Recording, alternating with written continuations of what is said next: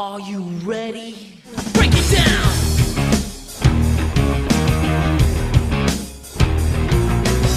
Degenerate into something fool. We just got tired of doing what you told us to do. That's a break, boy.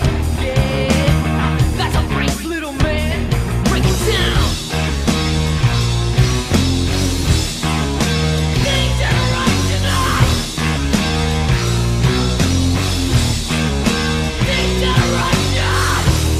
Think you can tell me what to do? Know who you're talking to? Well, you better get used to the way the ball bounces. I see what you got, invasions and ounces. But that's a break, boy. Yeah, that's a break, little man. Let's fucking go, baby. Welcome back to this episode of Cope's Corner. I am your host, as always, Mike Copenhaver, aka Real Mike. You can find me on Twitter, YouTube, and Facebook, all at the likes of KOPSKORNER. I'm stoked to be here to talk about some UFC in our life that's going down this weekend, which is UFC Austin going down in Texas, baby, home of the Lone Star and the Texas BBQ. So shout out to all you bad motherfuckers out there, especially you cowboys riding them cowgirls. And my boy B, the MMA guy, will be here very shortly. But first and foremost, I'd like to thank some sponsors of the show. The first sponsor that I would like to thank of the show is Melon Brand Hats. That's a luxury line of hats. Hold on one second. Actually, I'm gonna have to get my shit together. 1 second. I guess it didn't click up. There we go. Window, Chrome tab, Melon. All right, cool. Sorry, guys. First sponsor I'd like to thank is MELIN. It's Melon Brand Hats. It's a luxury line of hats that my boy Brian McDonald came up with in high school. One of the co-founders. He talked about we have a hat line unlike anything else. Some of them are leather, some are suede, like this one underneath under the bill. Some are camo, some are waterproof, some are neon.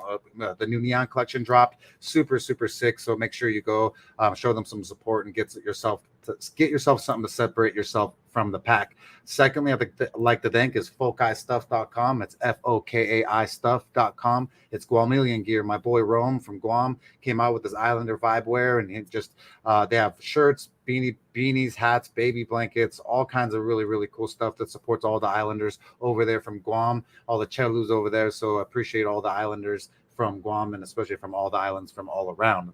Always a big fan. So appreciate you, Fokai. And then last but not least, the person who makes this whole show possible on StreamYard is Brandon Sua. That's a loss of the Sua Law Group.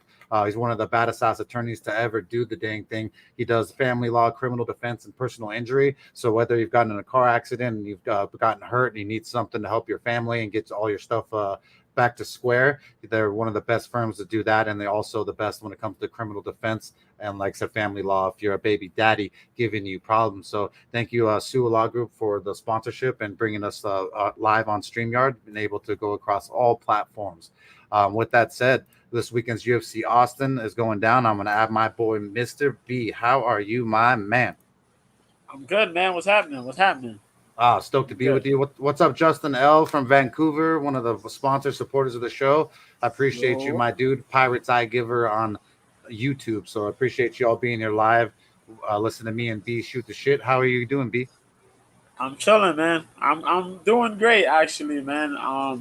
Good. I got 1 week to go on these silly antibiotics. But everything's been pretty good, man. Everything's been pretty good. Nice. That's good to hear. We had that. Yeah, I had that one crazy thing that happened at church over the weekend, but other than that, man, things have been good, yo. Sometimes church can have some really fun and wild incidents, even though they should just be about what it's supposed to be about. But either way, I'm glad that you're doing good. Obviously healthy. You look like you're doing better than ever.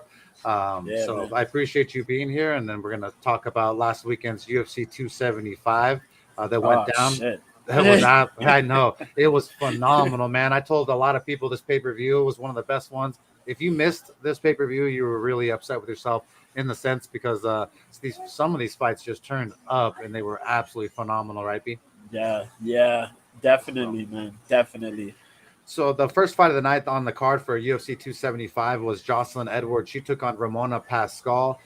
Jocelyn Edwards, I thought she was going to be a little bit too athletic, a little bit too long, a little bit too strong, and she ended up winning a 3-round unanimous decision. No bet here that I believe that me and B had, but I think did you have Ramona B? Yeah, I did on picks. Yeah, I did. As Okay. far as bets go, I did go Jocelyn Edwards though. My Oh, okay. DraftKings though. Yeah. I Yeah. Thank did. I God. did. Yeah. That was the But only one I switched over But to. hey, sad to say though, the next fight of the night was an absolute suck ball Oh moment. shit! Natalie Yang took on Silviana Gomez Juarez, and Sylvia Gomez Juarez must have heard me talking shit about something because she came in there and KO TKO and Molly whopped this poor girl. She looked like a damn pinata at a Mexican party. And so Silviana Gomez Juarez looked absolutely phenomenal, taking out Natalie Yang. I believe you had actually, you liked Juarez in this one, right, B? Yeah, I was kind of stuck in I between can't. Juarez and Liang I know there was a because couple we disagreed with. Was this one of them? I can't remember. because we wanted to take Liang because of the submission. Yeah, I think it was the myself. submissions, yeah. Yeah, that's what we But then thought. Myself. Suarez, I didn't think that Gomez was gonna go in there and put her away like that, man.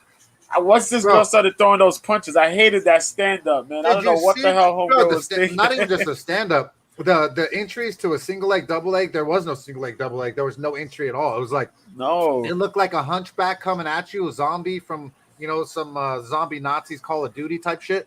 And Nali yeah, Yang, I mean, I fucking so mad that I fucking put down on that. But I really thought she could pull off the armbar with yeah.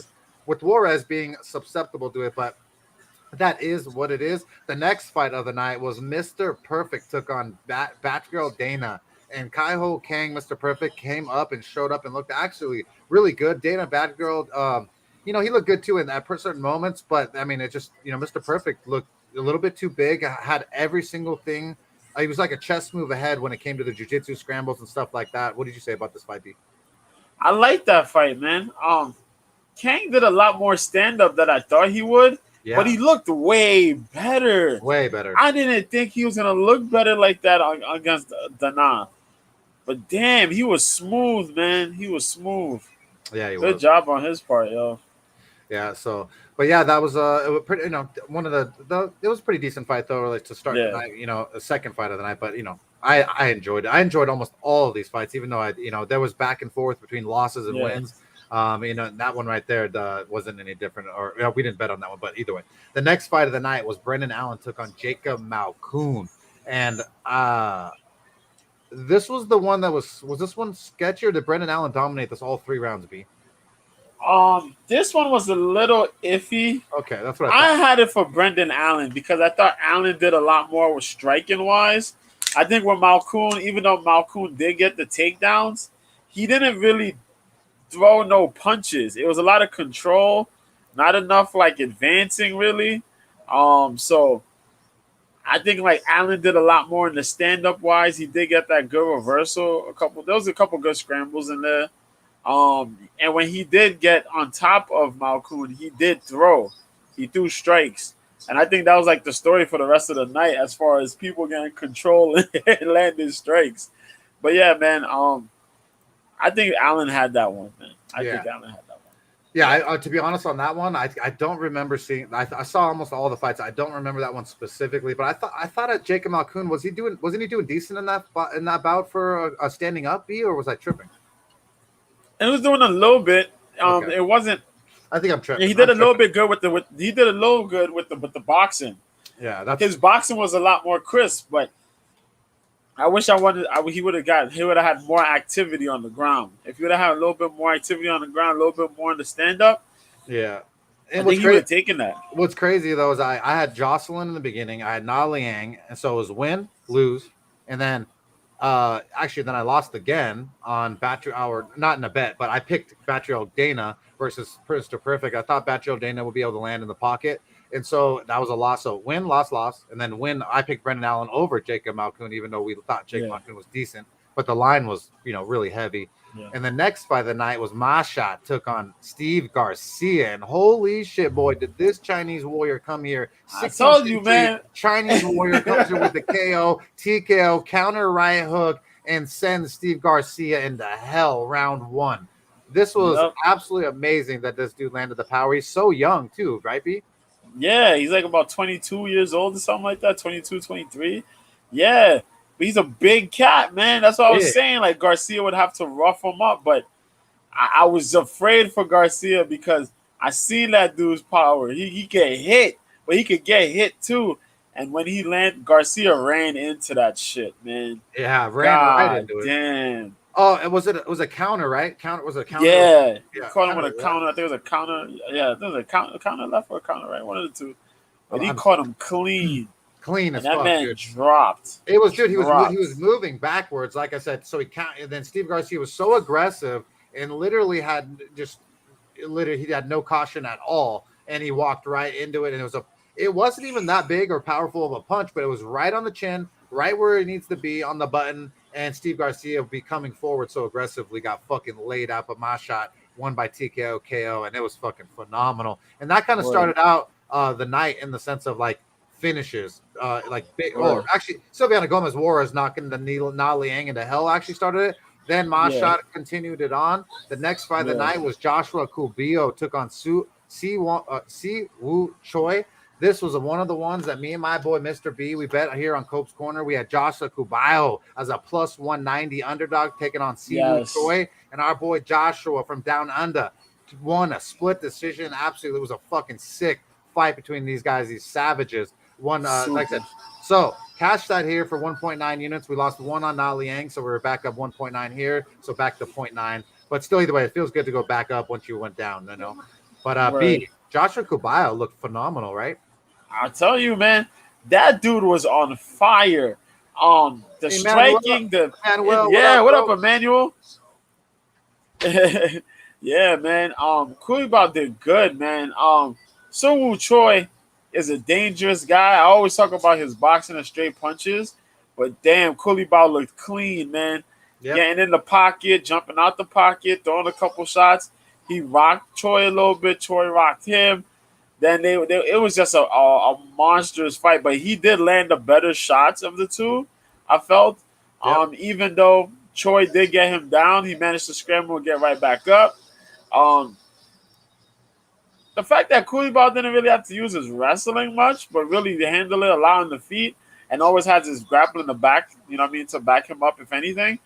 Good showing, man. Good showing and good win, man. It was phenomenal, especially for me and B going out on the limb, taking a plus 190 is not. It's not like the easiest little underdog there to cash, but we really did have faith in them. We broke it down absolutely phenomenal. It's crazy to break this one down. It's so good, and to be so fucking wrong about Na Liang that it's just like it makes you want to mental fuck yourself. You're like, how do you know so much and then know so fucking little at the same time? You're such a worthless piece of shit. I hate losing so much that I'm just super hard on myself. So Na Liang taking a TKO KO, it hurt, but you always got to have faith in yourself, and that's what we did here. Came back with a 1.9 unit win with an underdog. Joshua Cubillo did the damn thing, and it continued on in the next bout.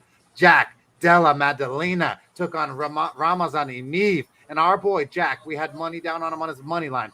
TKO KO, liver punch, round one, smashes Ramazan Emeev into the ground and just silences him. It was a fucking phenomenal. Cash that bet here for Cope's Corner. Another unit for the fucking team. You know how we do it. Plus 1.9 units for the show after 3 bets.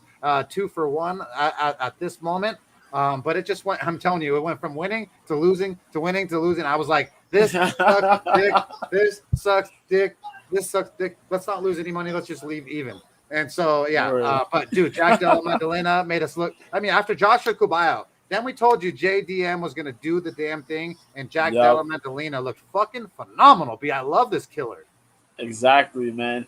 He weathered a storm, though. That was one hell of a darts choke in the opening, man. Oh, what up, Brian? Yo, man, that was a nasty darts in the beginning of that fight, though. Oh, my God. But Jack managed to get out of there. How sick was that?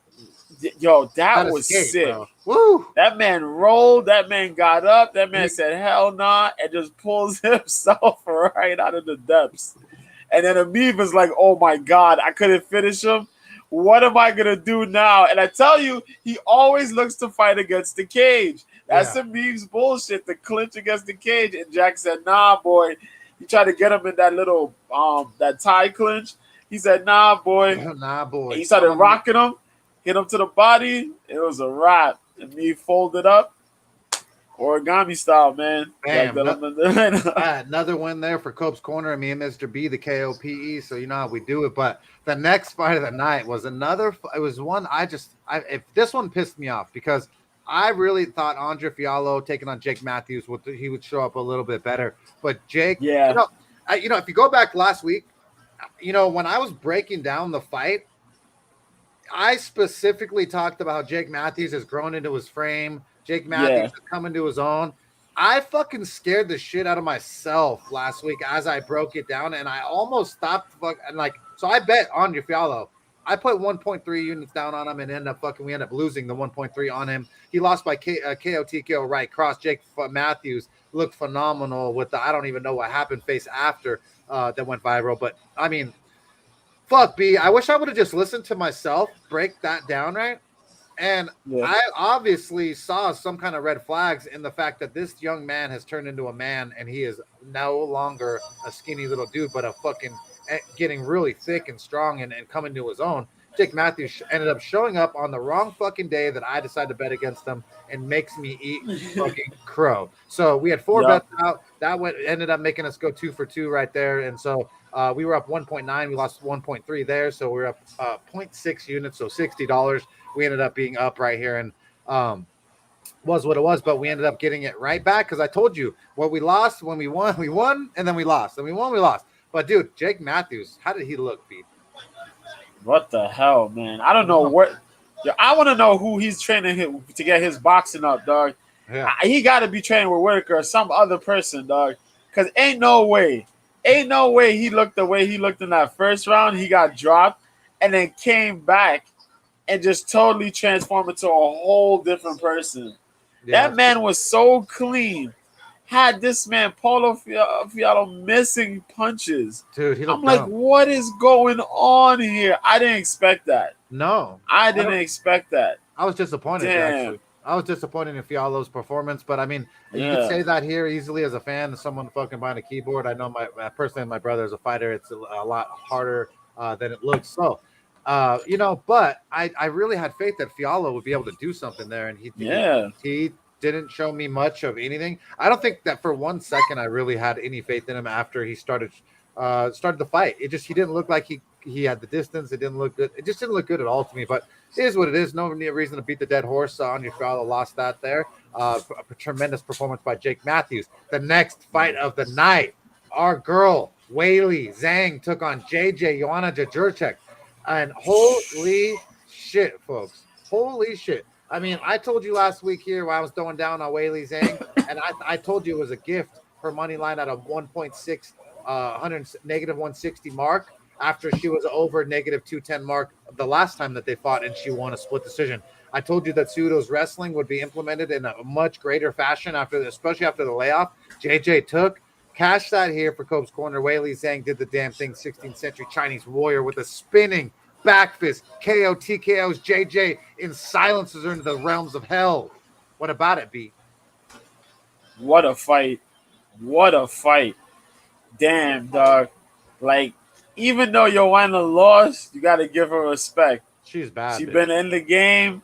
Most dominant strawweight champion we've had. Has records. Shout out. She's going to have a good career, man. But that fight on Saturday, she got bullied, man.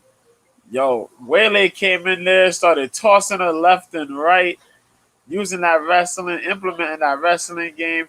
Joanna was still coming in with strikes, but Weili just had no fear in her, man. She just came in just full on bully mode. She was on a mission. That second round came, the fans were all crazy. Joanna comes in, starts getting the strikes, starts putting things together. All of a sudden, Weili backing up, spinning back fist. Joanna's out, man. Lights dropped, bro. I couldn't. Hey, what's crazy is my buddy had bet.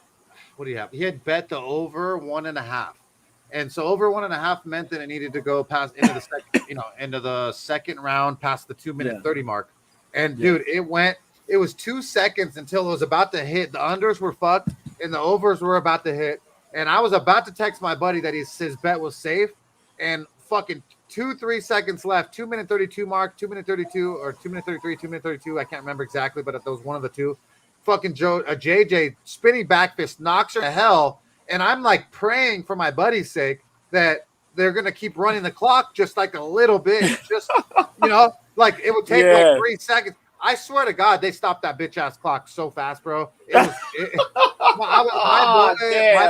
my boy had like a 3-fight parlay, and that was the last leg of it, and it was gonna be glorious. So sorry, T, that you didn't get that one, man. But yeah, dude, it was crazy that all the under betters ended up hitting with 2 seconds to spare or something, and it didn't look like that was gonna happen like that, but. Yeah. Tremendous performance from Weili Zhang. If you listened to us last week, we told you that the 3-round affair would favor the Chinese Warrior. We told you that the wrestling from Cejudo would favor everything, and that's exactly what we saw there. And she could have even subbed JJ possibly if it would have kept going, but she could have done whatever she wanted. So we were stoked here to cash another one here for Cope's Corner. So the +1 unit there. So 1.3 units to pretty much end the show. There was nothing else to bet on, but there's 2 more fights. The co-main event was my girl Valentina the Bullet Shevchenko took on Talia Santos, and holy shit, don't tell my girl Valentina about this, but I was scared, homie.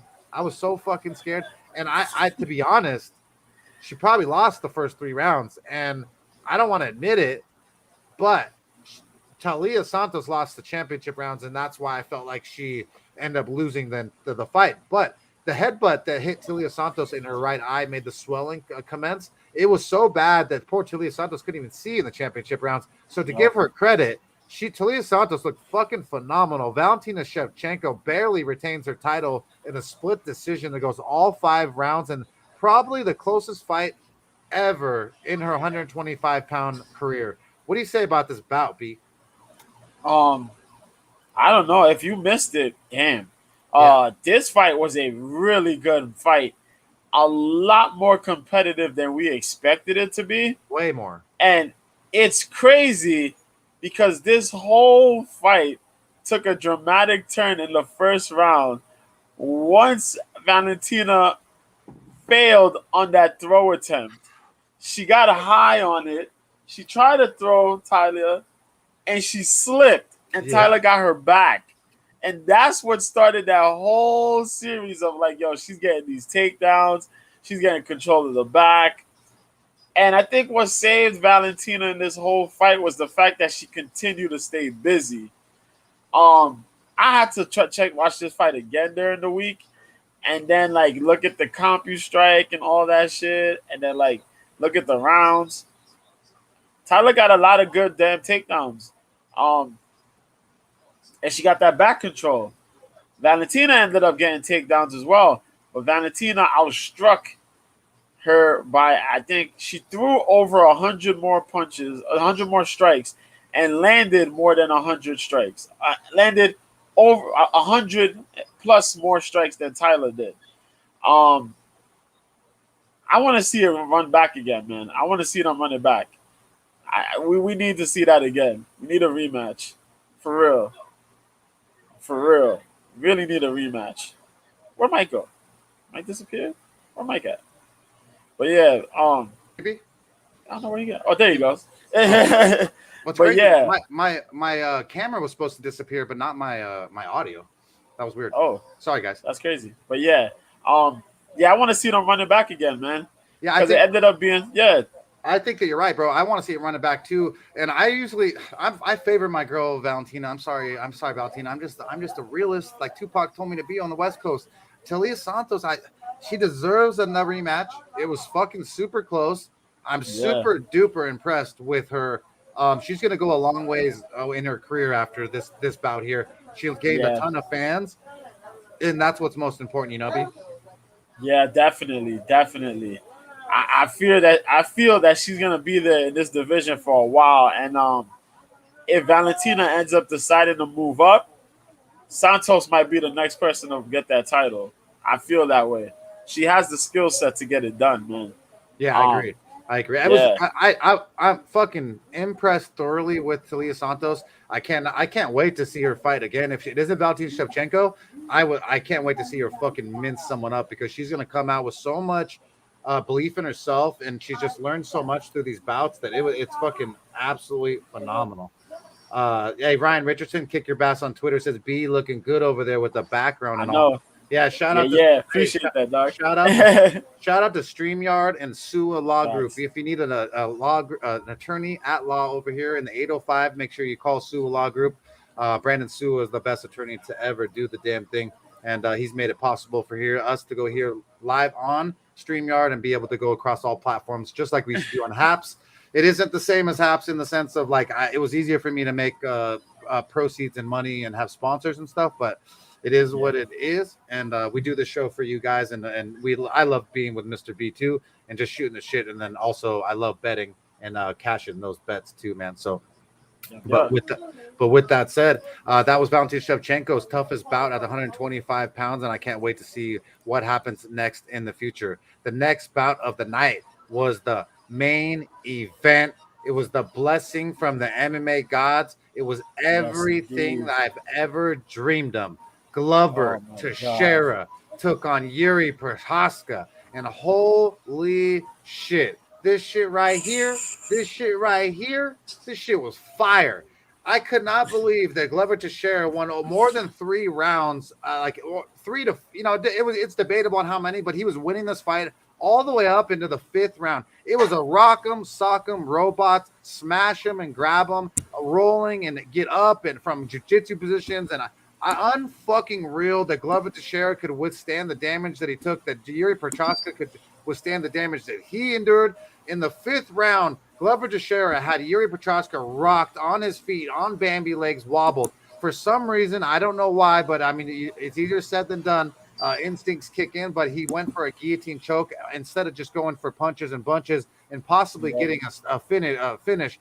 Once again, easier said than done. That might not even happen. But I would have liked to have seen Teixeira continue with punches, but instead he went for a guillotine choke. The guillotine choke spooked out because the 5th round, bro, blood from the cut that Yuri Prochazka had on him all around, the sweat after 5 rounds, the water dumped on the corners. This fight was one of the best fights that I've ever seen. Top 5 for sure. Fights that I've ever seen in the UFC, and I've been watching since the first ever UFC tournament with my dad and my bro, War Machine. So I don't even know, B. This fight was so fucking good that if you did not see it, please go back and watch this blessing from the MMA gods. Yuri Prochazka defeated old man Glover Teixeira with 28-something seconds left to go. Tapped him. Not napped him, tapped him. The fucking BJJ black belt, OG legend, Glover Teixeira loses his title, and new champion, Yuri Prochazka, the legend samurai, wins. How about this fucking fight, B? I have no words. You have to watch this shit for yourself. The fact that this man Glover went in there and Yuri throwing punches, Glover with the takedowns, constantly with the takedowns, constantly with the punishment on Yuri. Yuri gets back up in the rounds, throws these shots. These shots are nasty, man. He starts landing the straight punches. Then he lands Glover's kryptonite, the uppercuts. Oh my God. The uppercuts that Yuri was throwing on Glover. Oh my God. I said, please, no, Glover, not like this. And just when you thought it was over, Glover gets a takedown all over again. Oh, I'm like, thank God. Thank you, Glover. Dude, the mixed emotions in this fight, like, because we have the rule. We were rooting. I mean, we picked Teixeira because the old veteran dog. Yep. We thought he had enough gassing. I felt so right about this fight. It wasn't even fucking funny. All the way into the 5th round, I was like, "Oh my God, this is exactly what we were talking about." And it was what we going, told our fans. It going exactly the way that we fucking predicted that it would go. And never in my whole entire life, if you told me that Glover Teixeira tapped in the 5th round to Yuri, I would have never ever believed you and told you you're a fucking quack. And exactly. The fact that he lost this title in his first title defense by submission, that is unbelievable. After the beating this man Yuri was taking, bro, the fact that he could have beat this man Yuri on the feet, but he kept shooting for those takedowns, man. He had this man rocked bad in the 5th round. That opening combination was ridiculous. It was. But Jesus Christ, man. The Yeah, but guillotine attempt. oh, Oh, he'll regret that for a long time. But I mean, dude, yeah. he's so old. He's already had the championship. It was so phenomenal that we all got blessed by it that it was almost worth Yeah. it. But you know that to me, Glover's never going to be there with the holding the gold again. But he could prove me wrong. But I just really don't think so unless they do a rematch, possible. But I just Yeah. I know the UFC, and I just don't think I think that they're going to run with Yuri and let him kind of go off on a little tangent because it'd be smarter business wise.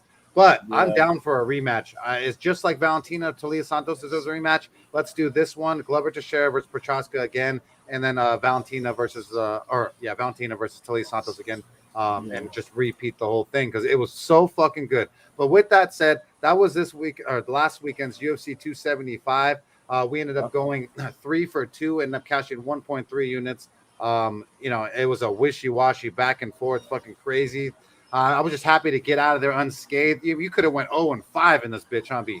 Oh my gosh. Yeah, we I could mean, have. We could have. but We could have. shout out to the G Diehard Podcast MMA Clint. He went off on a motherfucking tangent. I believe he cashed like Oh my god. I don't even know, like $1,300+ He'd pick some ridiculous gangster shit. So Yeah. give credit where credit's due. And my boy Clint, Diehard Podcast MMA on Pub Sports Radio. He's one of my favorites to watch. Like I said, just real. Absolutely Yeah. love him. So with that said, this weekend's UFC Fight Night Cater versus Emmett is the main event. It's going down in Austin, Texas, baby. And Yes, I sir. love me some barbecue. So like I said, shout out to the Texans and that barbecue.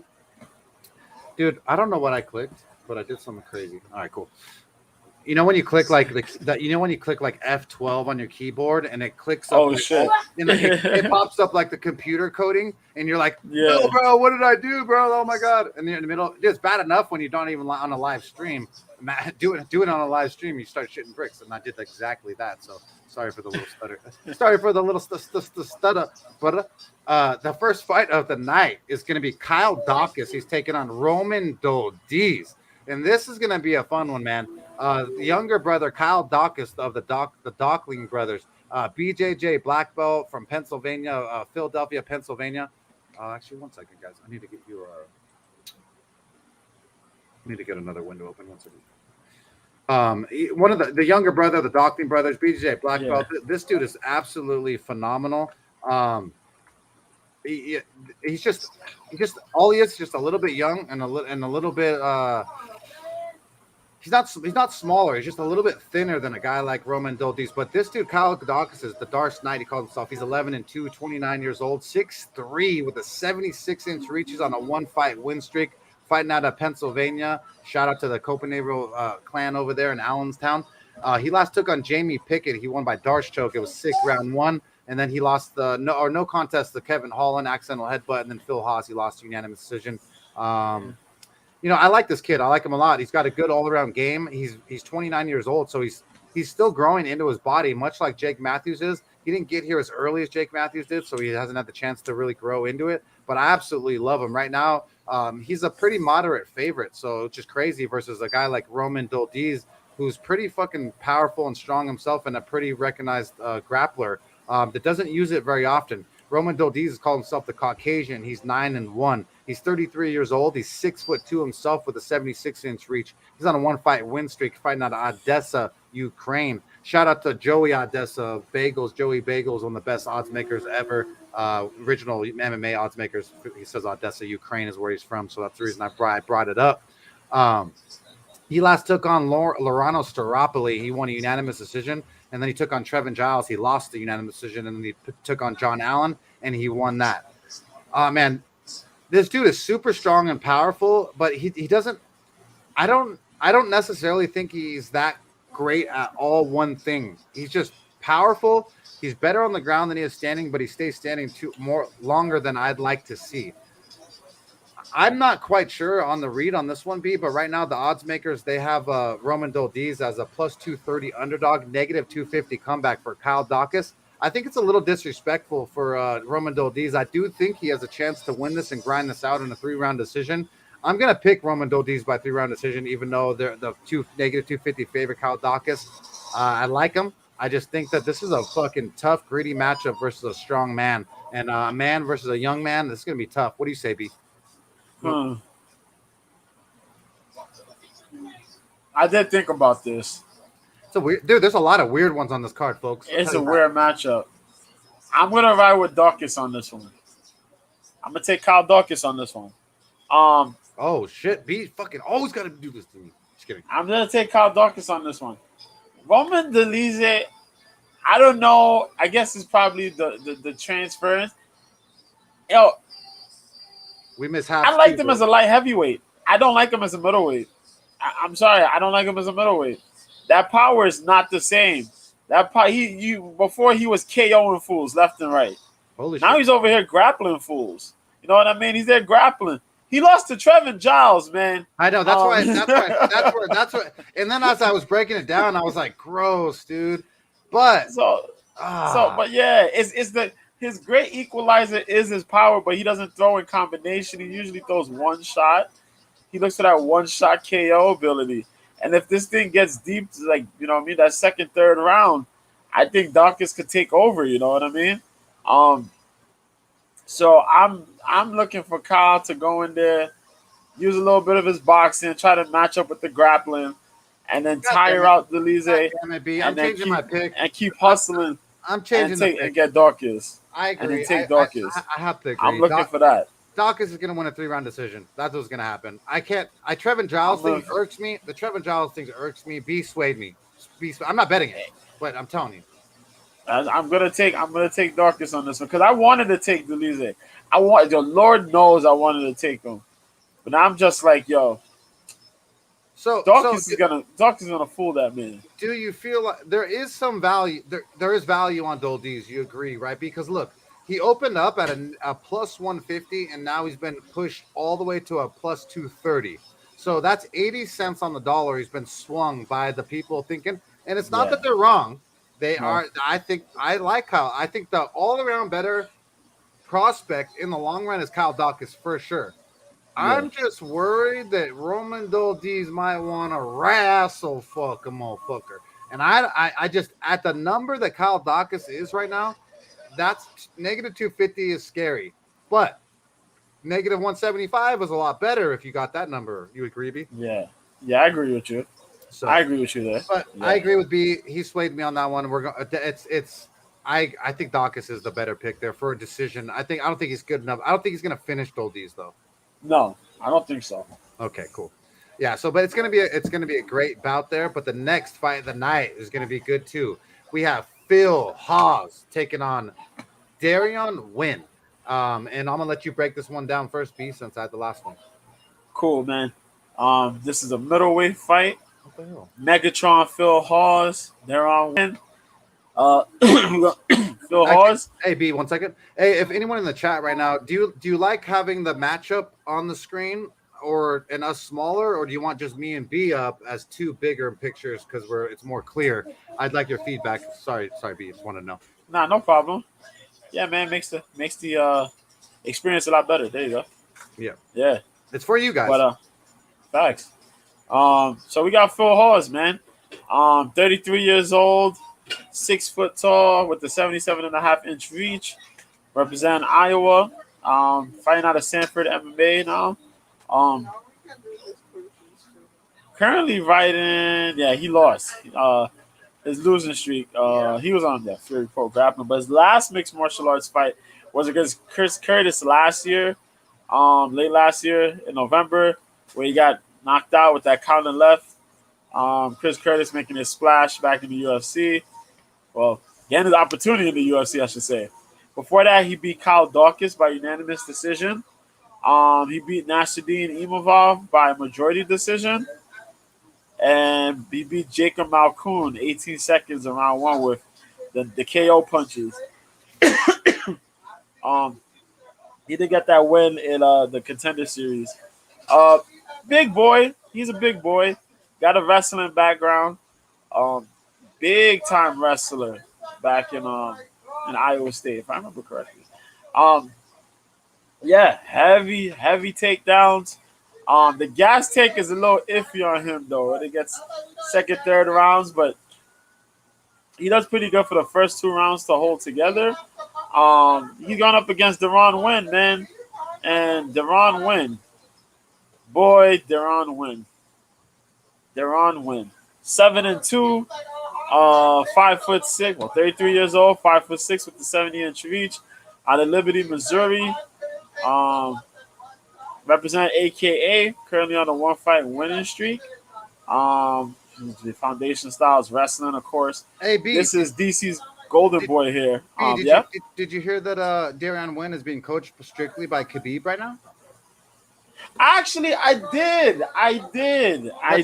That's kind of interesting, right? He's actually, Khabib has taken over the American Kickboxing Academy gym, and he has been training a lot of mofos in there. Which is He's crazy. training Deron Wynn exclusively, Yeah. Deron Wynn, Umar Nurmagomedov, a couple other dudes, his other cousin, his other Nurmagomedov cousin, and a couple other cats. It just works. It like I was picking Phil Haas pretty much, and then I heard that news, and then I was like, man, Darren Wynn already has world class wrestling. Whether you hate him or not, he's too small, he's too this, he's too that. He was a decorated wrestler, and he still has that in him.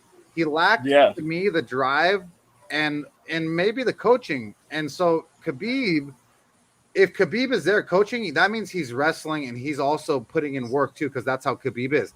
And he's also bigger. Khabib's bigger than his normal size, so he's also probably given a really good reps, you know. And so I'm like, fuck, man, this might be the chance where Darren Wynn actually wrestle fuck some motherfucker. I think Wynn will probably do just that though, man.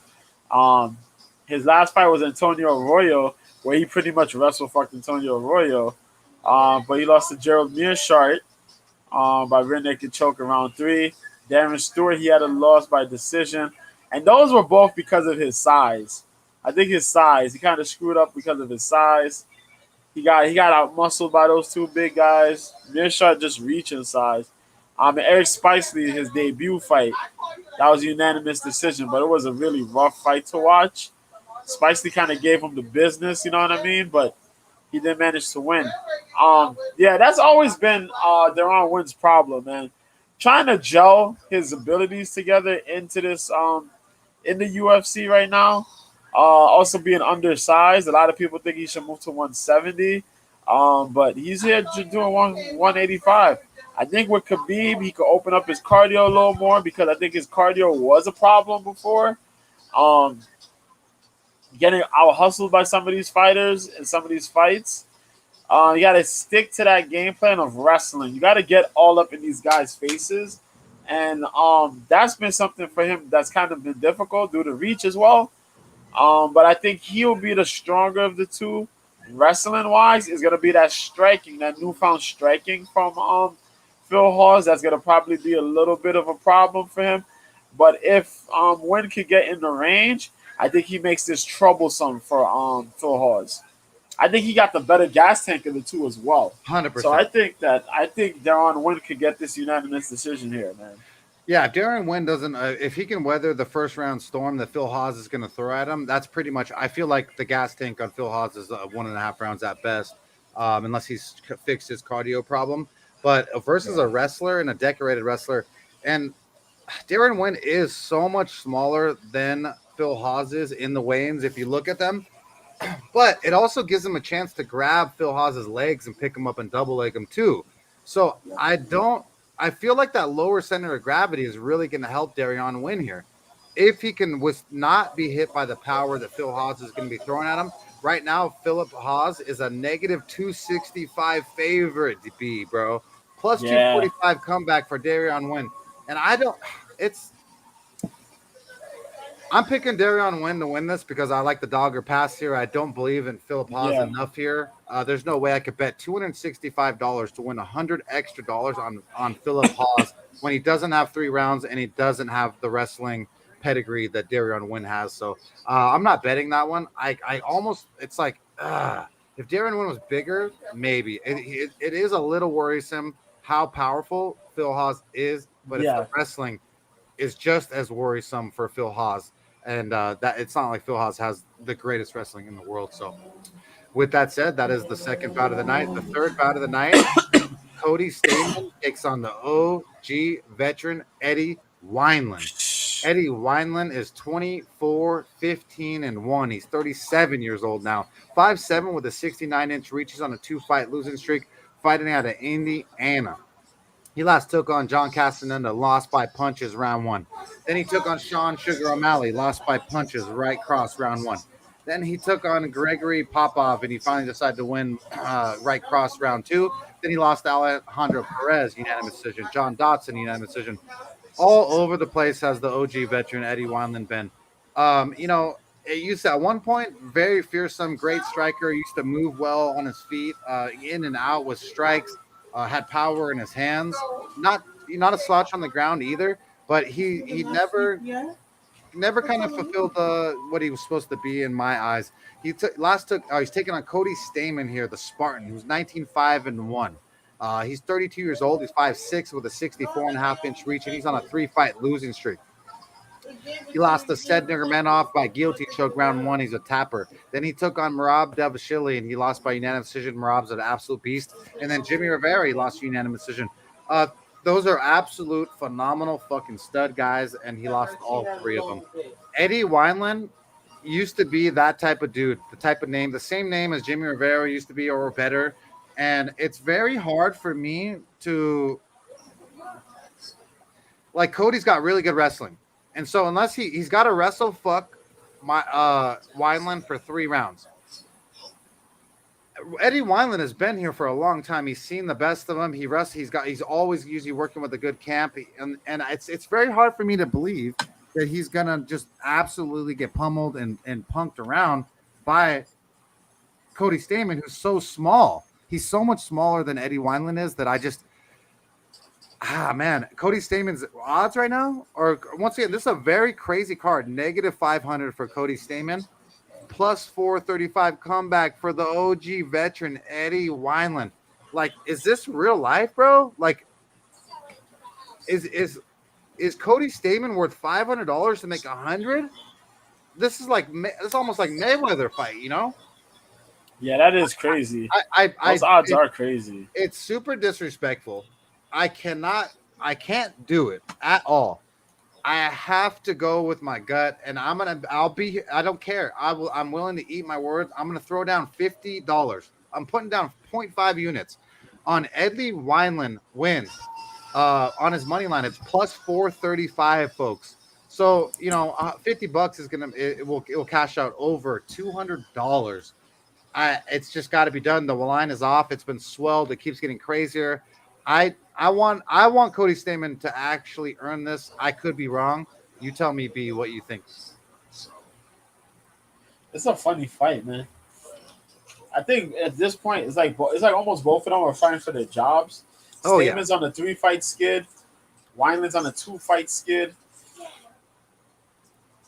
Wineland's been kind of got a bad knockout. Stamen had that horrible showing in his last fight, where he got finished in like under 30 seconds, was it? By Nurmagomedov. Saeed. Stamen could wrestle this. He could go in there and get a good, wrestle up. But he tends to throw hands. He likes to throw hands a little bit. He likes to mix up fists, you know what I mean? Wineland's takedown defense is going to have to be on point. Because Stamen's definitely going to look to wrestle this man. And probably wrestle him for 3 rounds straight. He has to wrestle him. Has to. He's going to put pressure on Wineland. Can Wineland find a shot? Yeah. You know what? I won't even say maybe. He could find those strikes. You know what I mean? Because Wineland comes off like Cub Swanson almost. Where you don't know. Yeah. If he puts himself to it, that man will show up like one of the best. You know what I mean? But he's on this weird skid, man. Could Stamen make a mistake? Yes, he can. We've seen it already. This is one of those fights where it's like, if you're just picking on like, yeah, Stamen could do this. If you're picking on bets, though, dog or pass. You gotta go dog or pass on this fight, man. You gotta go dog or pass. So that shit is crazy. You gotta put up all that money just to make a little to nothing. Dude, you might as well put what you could put and make that This is a perfect bet in Vegas if you're hanging out and you have $20, whatever it is. You know, if you just want to throw down on a plus $435, that's insane, bro. That's almost $20 making you $100 free dollars. Exactly. It seems crazy. I mean, it's super disrespectful, so that's the reason why I got to go that way, B. And so, Don't blame you. yeah. But the next fight of the night, B, I'll let you break down first. It is going to be Gloria De Paula takes on Maria Oliveira. Yes, Brazilian ladies at 115. Let's go. Hey, Gloria De Paula's getting kind of cute, huh? Yeah, she getting cute, man. She getting cute. Gloria De Paula, 6-4. Better watch out, man, before Bueno Silva come after you, yo. That's Bueno Silva's girl, yo, for real. Hey, you could have it, Bruno. My girl's better, if not just as good. Gloria De Paula, 27 years old, 5'5" with a 67.5-inch reach, out of Campinas, São Paulo, Brazil, representing that shooter box, Diego Lima. You know, shooter box is showing up, man. I keep talking about this. Shooter box be showing up. I forgot who recently just jumped in the shooter box right now. When I remember, I'll probably remember sometime during the stream. But yeah, it's big moves, man. People are making moves. And so the last time we seen her fight, she got a unanimous decision win against Diana Belbija. Implementing those takedowns. Good job. That was back in February. Cheyenne Velismas. Yes, she's no longer Bays. She's Velismas now. Velismas beat her. Head kick. A minute into round 1. I was back last year, July. Yeah. She lost to Jinu Frey by unanimous decision. On the contender season, she beat Paulina Macias. The girl got reach. The girl got strikes. She got some really good Muay Thai. She kind of strikes a little bit slow sometimes. It takes a while to pick up her pace. Now we see her using takedowns and shit like that. Pretty good stuff. She's mixing up her game. Shooter box got her in the right direction. We'll see where it takes her here in this fight against Maria Oliveira. Now, Maria Oliveira got double the wins that she has. Spider Girl, 12-5, 25 years old, 5'5" with a 69-inch reach. So she got a little bit of a reach advantage here. Out of Piranha Valetudo. Piranha got a couple good fighters too. Yeah. Right now, she had that fight, her debut. She lost to Tabitha Ricci by unanimous decision. That was in October. She beat girls on the regional circuit. Melina Tabosa, February punches, a minute 3, round 1. Yuli Duarte, she beat her in 2019. She fought Marina Rodriguez. That's the big deal. There you go. She fought Marina Rodriguez on the Contender Series in 2018, where she got ruled, man. She got ruled bad. And Kana Asakura back in Rising, she lost to. Oliveira has good striking. She's a little bit small though. Like her frame is gonna be a little bit smaller, somewhat to Gloria. She got a lot of experience, which kind of makes this a funny fight because she has almost double the experience of Gloria, but Gloria is a little bit more. She fought a couple more bigger names on the ledger. You know what I mean? She's got that big time training now. People saying Gloria De Paula might take this. This is another funny matchup to me because I really don't know who's gonna win this. You could take Gloria. You want to take Gloria going the distance? I think Gloria could probably get a finish in this fight. If Oliveira wins, she wins this by decision. If Gloria De Paula wins, she might win this by a finish. I'm not sure if this goes 3 rounds though, because Oliveira hasn't really tidied up on her holes. She got a couple holes in the game. I don't think she tidied up on those, and I think Gloria could take advantage of those if she gets up in the clinch. So that's what I'm saying. I'm gonna roll with De Paula in this one. Then. Yeah, I agree. I like De Paula too. She opened up at a -175 favorite. She's been swolled up to a -240 favorite on 5 dimes.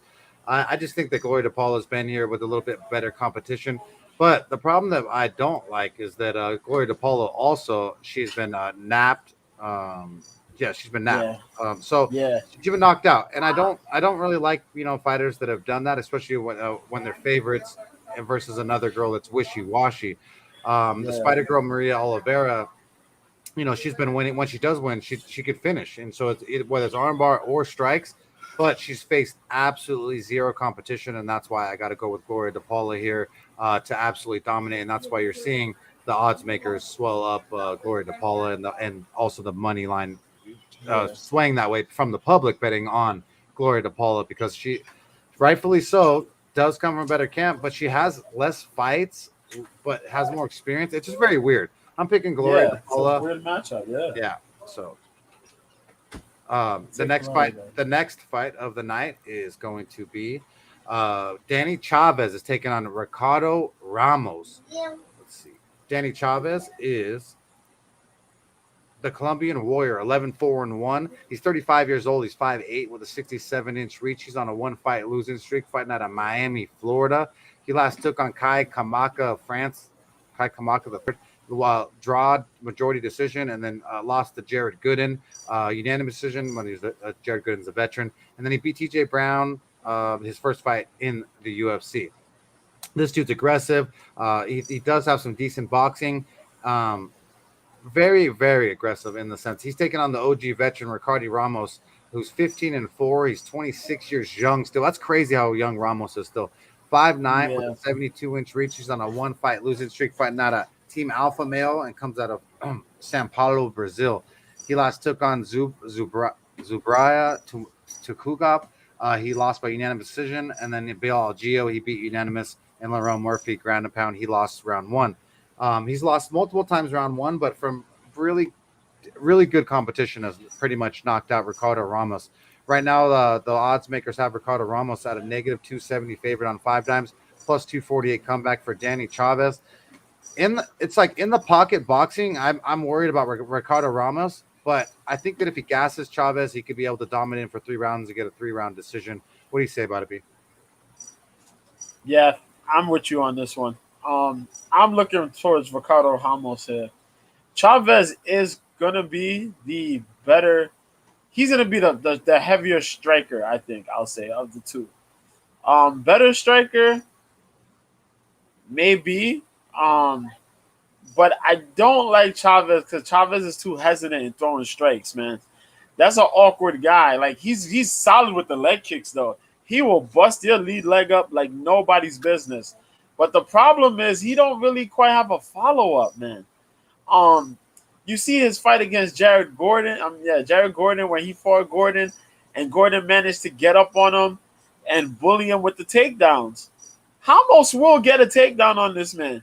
And Ramos will get control on him if he gets that takedown. I'm telling you this right now. I love how confident you are. The striking is improving. Ramos has KOs. He has a KO ability, KO TKO ability. But I love his grappling. And for that reason, I'm taking Ramos. The tools to finish are there for Ricardo. Can Ricardo get a finish? I can see Ricardo getting a finish. I can also see Ricardo getting a decision win. It's just that Chavez, for as good as he is on the feet, he's up there in age, and he's being hesitant on these finishes, on getting these guys, man, on finishing, closing up on people. I'm taking Ramos, man. Ramos. Yeah, it's hard to fade the OG veteran, especially Ricardo Ramos has so much experience. He's so young still, but has been in there in the UFC for quite a long time, in my opinion. Yeah. Let's see. So the next fight of the night is going to be Jeremiah Wells taking on Court McGee. You get this one first, B. Yep, I'm conflicted on this one. I know. Let's go, man. Jeremiah Wells, man. Jeremiah Wells. My heart says Wells. My brain says McGee. Yeah. Mine's is in reverse. my brain says Wells. My heart says McGee. But we got Jeremiah Wells, 10-2-1, man. Wells is 35 years old, 5'9" with the 75-inch reach. representing Philly, man, Philadelphia, Pennsylvania. Currently riding a 4-fight win streak. Training with that Henzo Gracie Academy up in Philadelphia. Um, so far his 2 fights have been pretty well. He submitted Blood Diamond back in February this year. Rear naked choke. He beat Worley Alves, knocked that man out. That was back in June of last year. Yeah, just about a year ago. Yeah, you can say a year ago. On CFFC, he beat Marco Smallman by rear naked choke, 2 minutes 51 round 2. And this dude named Mumia Abu Del Ali, he beat that guy in CFFC 22 seconds in round 1. The boy got hands. Let's say that. The boy got hands. He also has a really good jiu-jitsu background. Can snatch up your back. But you got to understand, these Philly boys, they don't play games, man. They roughhouse. You know, we seen Philly dudes, man. Eddie Alvarez, the Irish Dragon, Paul Felder. We know what the Philly guys are about, man. But we got Court McGee on the other hand, the UFC veteran, freaking tough winner, the Crusher Court McGee, 21-10, represent that long time the pit. 37 years old, 5'11" with the 75.5-inch reach, out of Ogden, Utah. As I mentioned, the Pit Elevated Fight Team, home of guys like Chuck Liddell and Glover Teixeira. Was it Hackelman? There you go. Yep. Yeah. Solid team, man. Currently riding a 2-fight win streak. Being Ramiz Brahimaj back in January, so upset about that one, but it is what it is. Well, because I picked Ramiz over Court. Well, I thought Ramiz was going to do it. We bet him. Yeah, and Claudio Silva, he beat it last year.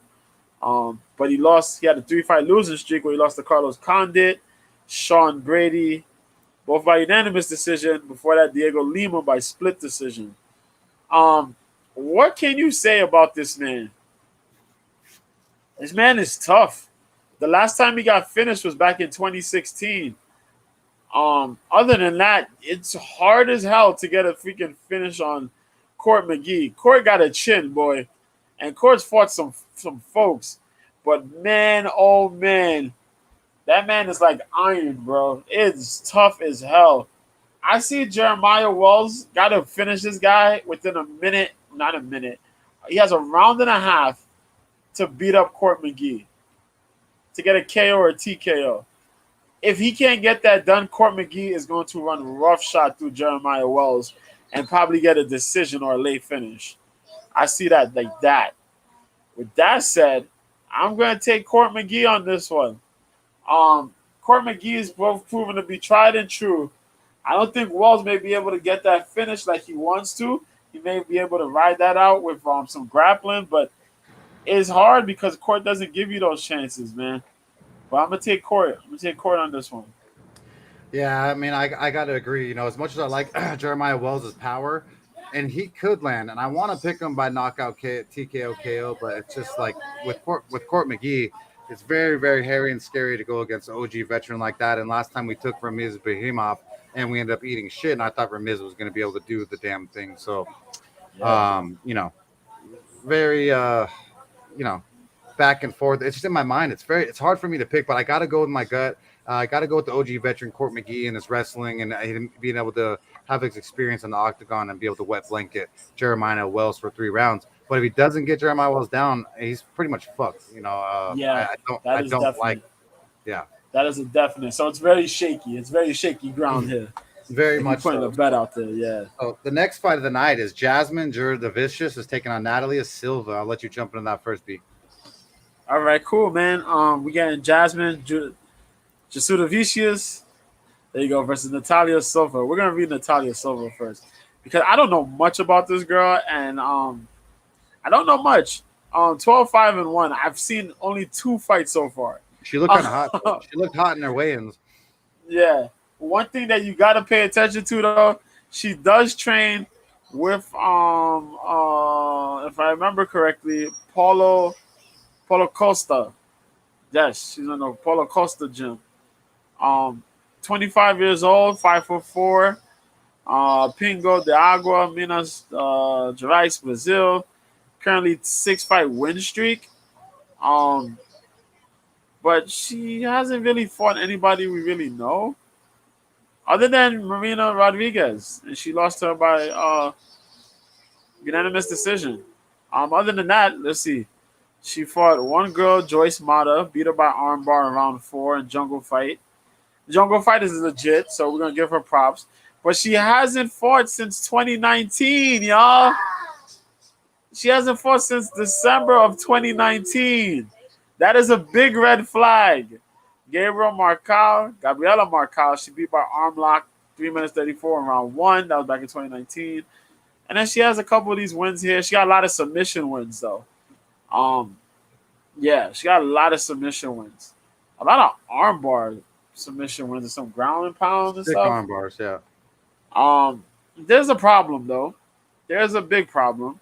You're going up against Jasmine Jasudavicius. And Jasmine is big. She is big. That's a big flyweight, man. Jesus Christ. 7-1.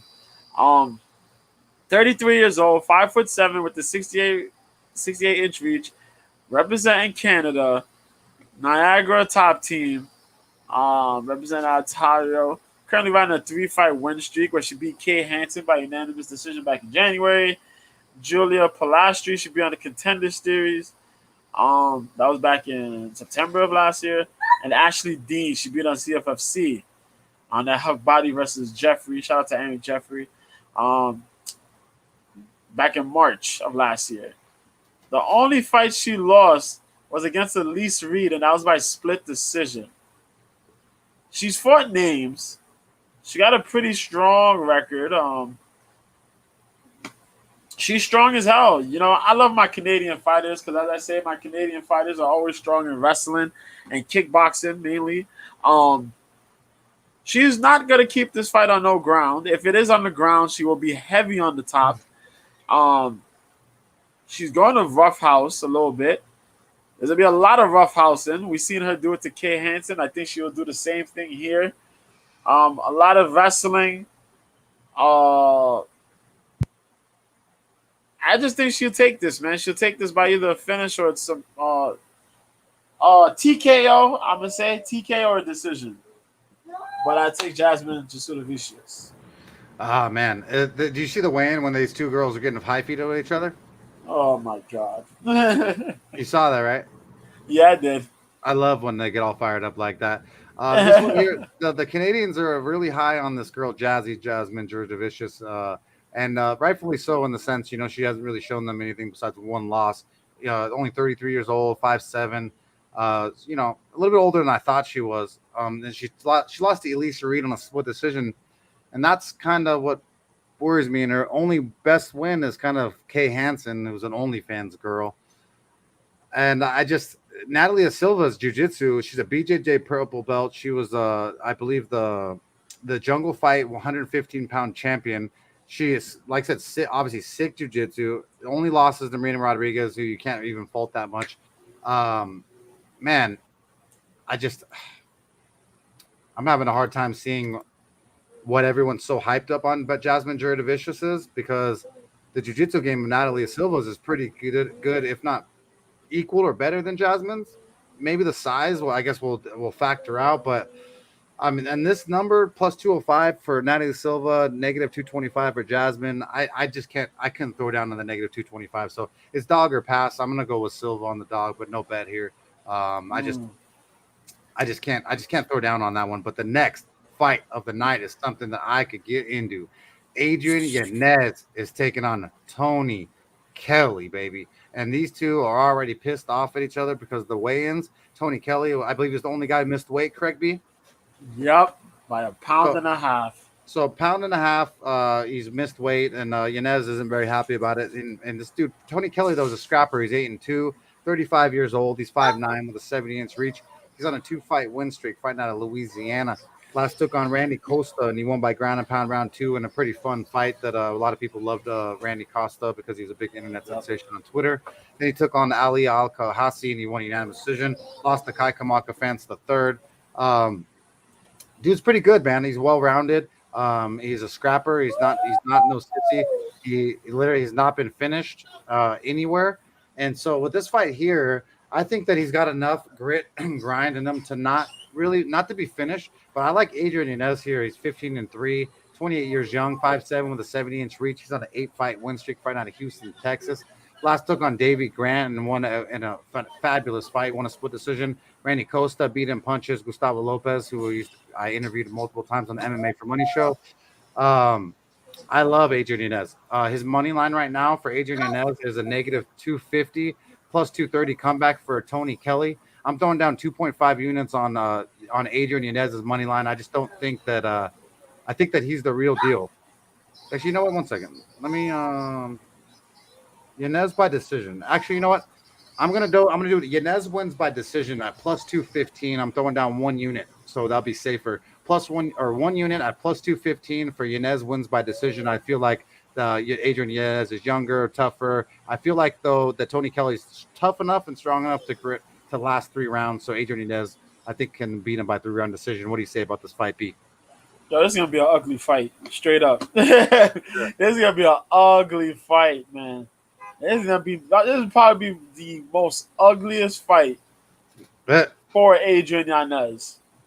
Yeah. Yep. Yeah. I think the last fight was it Davey Grant that he fought? That was his official ugly fight.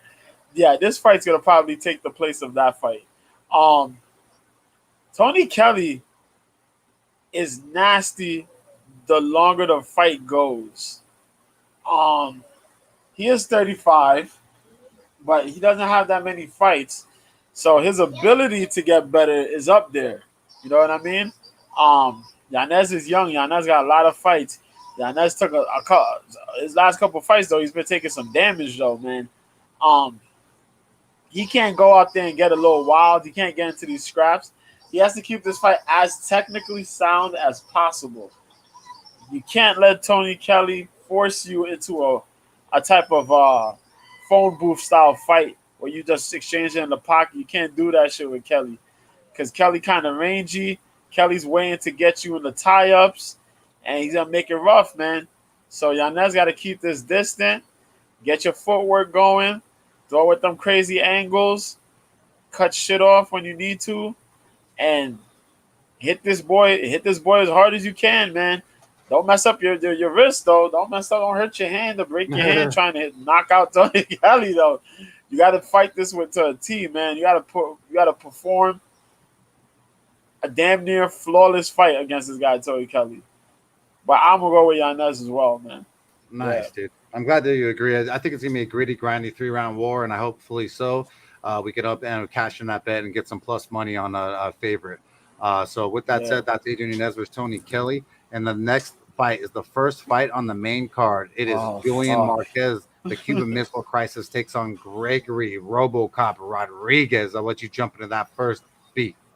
God damn, man. This shit right here. Oh, God. Yeah, this shit right here. This called death. The Cuban Missile Crisis. Just that Chronic Cryptic Funkalite.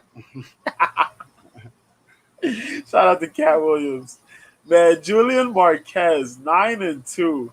It is hard to not like this guy, man. 32 years old, 6'2" with the 72-inch reach out of Kansas City, Missouri. Currently riding a 2-fight win streak. Try to holler at Miley. Miley threw it back, and he ruined it. He killed his opportunity. But besides that, this man's been fun to watch, man. He was out for a little bit. Back in 2018, he had a loss. He was out for a while, and he came back in 2021. Since then, last fight, he beat Sam Alvey with a rear naked choke in round 2. This was back in April of last year, and he beat Maki Patola with an anaconda choke. And that insane bomb, I don't even know how to explain it. Just hands flew. Leather was getting thrown. It was ugly. But yeah, he lost to Nasir Chirico back in 2018. He beat Darren Stewart with a front choke. That was a nasty front choke too, man. Yep. And then he beat Phil Hawes with a head kick. That was back in 2017 on the Contender Series. Marquez is big. Marquez is willing to slug. Marquez got strength beyond strength and heart beyond heart. It is hard to stop that man, but you have to try your best to stop him. Like if he's injured or whatever, he don't care. He don't care. This guy's only lost by decisions. And he's going up against a guy who could probably get a finish on him. And Gregory RoboCop Rodriguez, 11-4, man. 30 years old, 6'3" with the 76-inch reach. Whew. Out of Manaus, Amazonas, Brazil. Lost his last fight, man. When he fought Armin Petrosian, that was a slobber knocker of sorts. Lost that by split decision. That hit us hard, man. But he beat Jung Yoon Park by punches, a standing TKO. And you know how tough Park is in that damn division to beat. And he beat him. That was back in October of last year. Dusko Todorovic, he beat that man by unanimous decision last year too. Josh Friend, he knocked him out, and that's how he got his ticket to the UFC.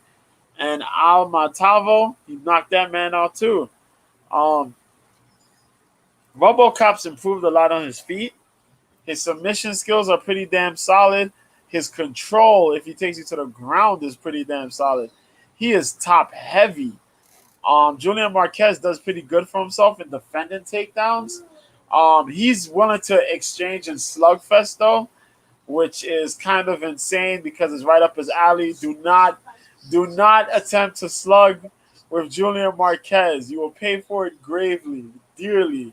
I want Gregory Rodriguez to stick with a jab, try to change up, tire up Julian Marquez with some strikes, and then switch up for the ground to tie him up, get a takedown, and work him on the ground there because you're going to need that because Marquez is a big-ass dude, man.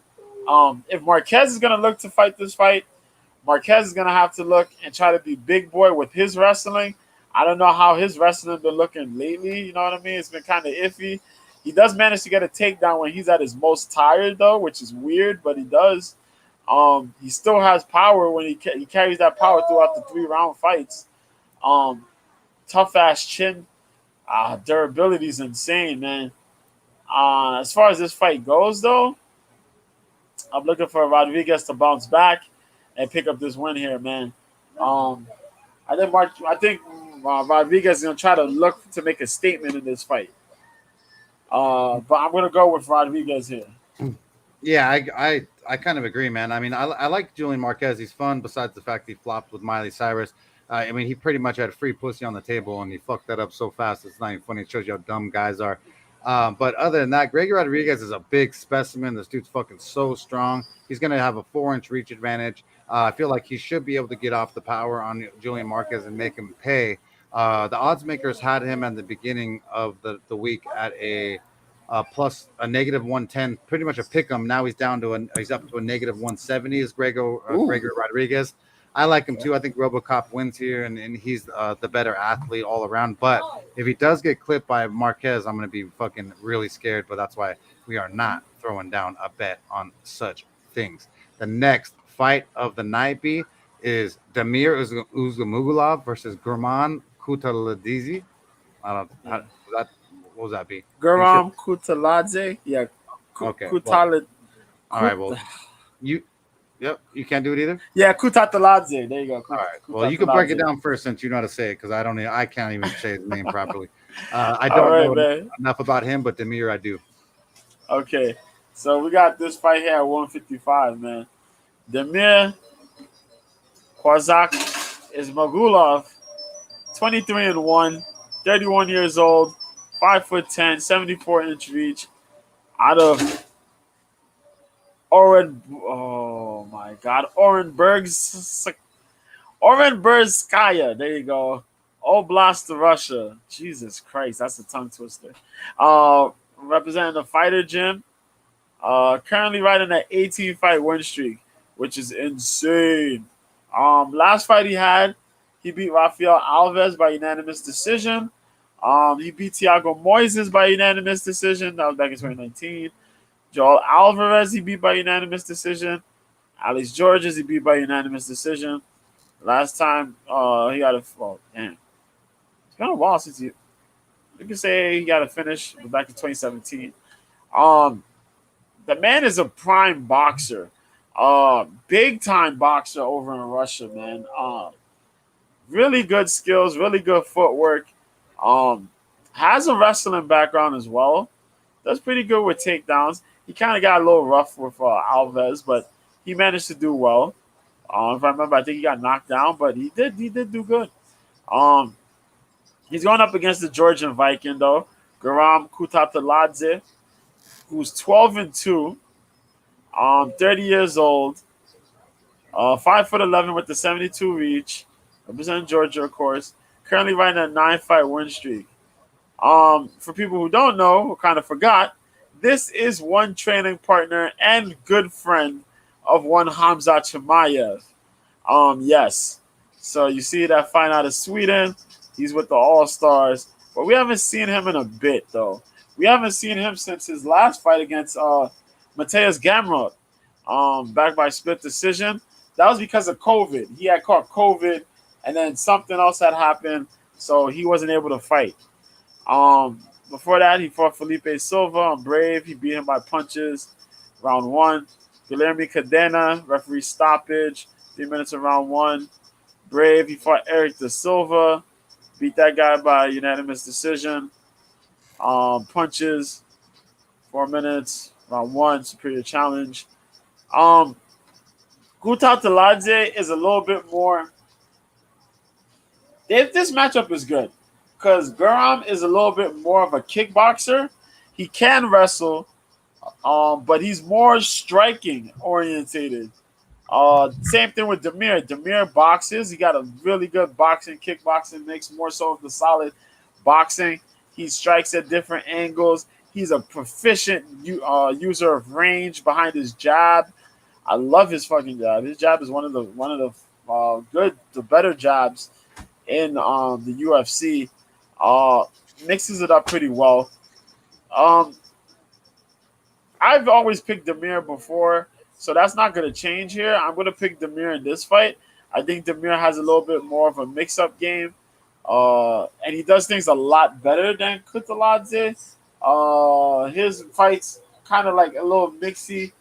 He did good in his fight against Gamera, you know what I mean? But that was a kind of like a little battle in between, you know what I mean? Gamera did manage to use the wrestling to take him down, but he did enough to beat Mateus. So I'm gonna ride with Demir. I think Demir is gonna use the striking a little bit more, higher output, mix it up with the takedowns. I can see him getting the win here, unanimous decision. There you go. Yeah. Nice. Good fact on Garam about his boxing. I didn't know about that. But this one here, I just think that Demir's just a little bit too well-rounded. Just he's seen a little bit too much. You know, he's got a 23-1 record. So he's fought 24 pro fights versus the 14 of Garam. Besides the boxing of Garam, I do like, but Demir has been a little prospect. He's at right now on odds. Demir is a negative 160 favorite on 5-9 plus 150 comeback. So pretty close bout though they have here. So Demir's not like walking away with this greatly. So they really do must like the little bit of striking that Garam has. But I got to go with Demir here by decision. I feel like he should be able to grind this thing out. And because Garam hasn't faced the competition, I feel like he's needed to. But it's going to be a tough one, man. This is going to be a really good fight. But the next fight of the night is Joaquin Buckley is taking on Albert Durav. This fight here, these two were getting into it a little bit in the weigh-ins, and I love it. Albert Durav is 15-3. He is 33 years old, 5'11" with a 75-inch reach. He's got a 10-fight win streak fighting out of Russia. Last took on Roman Kopylov, won a unanimous decision. Kyle Betancourt, neck crank contender series round one, and then on ACB Russian, he won a unanimous decision. He's actually fought some decent competition. So this dude, Albert Durav, is tough, man. He's feeling like he's going to walk through Joaquin Buckley. Feels like he's the better all-around athlete. I think that's because of the wrestling. He feels like he can get him down on the ground. Joaquin Buckley is 14-4. He's 28 years young, 5'10", with a 76-inch reach on a 2-fight win streak. He last took on Abdul Al-Razak Al-Hassan. He won a split decision, and then he beat Antonio Arroyo. Right hook to ground strikes round 3. And he lost to Alessio De Caprico red head kick round 1 after his viral win over Jordan Wright or over Impa. Man, dude, Joaquin Buckley striking he's gonna have a chance in like a 1 round thing, but I feel like Albert Durab's gonna win a 3 round decision or possibly smother and dominate a TKO KO or sub in round 3. So inside distance possibly, but I really think that this fight here is Albert Durab's the win. Right now, the odds makers have Albert Durab at a negative 215 favorite plus 195 comeback. I'm going with Albert Durab here by most likely. I think he could possibly finish it if Joaquin Buckley gets winded, but maybe by decision. What do you say, B? Um, I can see Duraz not winning this fight. Yeah. No disrespect to Buckley. Buckley can strike. Buckley has his abilities, but Buckley is showing some weaknesses, man. When Buckley wins, Buckley's fighting guys that are kind of like at his level. Nothing really crazy above anything. Yes, he has the highlight kick that he got on Impa Kasanganai. That's cool and all. But there's nothing really like outside of that make you go like, oh, shoot. This guy, I could believe in this guy as a title fight. You know what I mean? He beat that dude. Was it Jordan Knight? Was it? Yeah. The Beverly Hills Ninja. Yeah. Kind of expected that though. He starts fast. I didn't like his fight against Arroyo, and his fight with Abdul Razak Al Hassan. That dude was fighting, had a good 2 rounds, and damn near lost the fight in the 3rd. He freaking gassed out bad. You know what I mean? I think Albert Duraev is gonna come in here, get a little technical on the feet, and then instantly go for takedowns. Look to wrestle up on this man, clinch and wrestle, and make this man Buckley's life a living hell. I think Duraev could possibly get this fight to a decision or a late finish. I think he could possibly break Buckley to get a finish. Yep. Yeah, like maybe like round 3. Let's see what round 3 prop is for Albert Duraev. Hold on. Round 3. Let's see, Duraev. Come on. Duraev wins KO TKO round 3 is plus 1800 B. Holy shit. I like that. I mean, that'd be what I would bet if I was going to throw down this one. But the money line isn't too bad either. But either way, me and B both think that Albert Duraev is the better side here over Joaquin Buckley. But it is going to be a fun one between those two. The next fight of the night on the main card is Tim Means, the OG veterans taking on everyone's hero, Kevin Holland. I'm going to let you jump into this first, B. Damn. Yep. Got a welterweight scrap here, folks. I'm going to grab a drink, B. All right, cool, man. This is what against one of my favorites, man. One of my all-time favorites in MMA, man. The Dirty Bird Tim Means, dude. 32-12-1. 38 years old, man. 6'2" with the 75-inch reach. Representing Oklahoma, man. Will Burton. Out of Fit NHB. That's his gym there. Out in Albuquerque, man. That's the other gym outside besides Jackson Wink. That's big time, man. Currently riding a 3-fight win streak where he fought Nicholas Dalby, won by unanimous decision. He fought Mike Perry before that. That was back in 2020, won by unanimous decision. And he fought Laureano Starpoli where he won by unanimous decision. All those fights are kind of big because he used wrestling in those fights, even though he kind of struck with the guys here and there. Wrestling was a big part in those wins there. He lost to Daniel Rodriguez back in 2020, the standing guillotine choke in round 2. Thiago Alves, he beat you with a guillotine choke in round 1. He lost to Nico Price due to punches in round 1. Tim Means is a really good guy, man. Crazy Muay Thai practitioner. Got really good jiu-jitsu. Been fighting between lightweight and welterweight for years. What up, Jake? Man. He's up against Kevin Holland, though, man. Oh,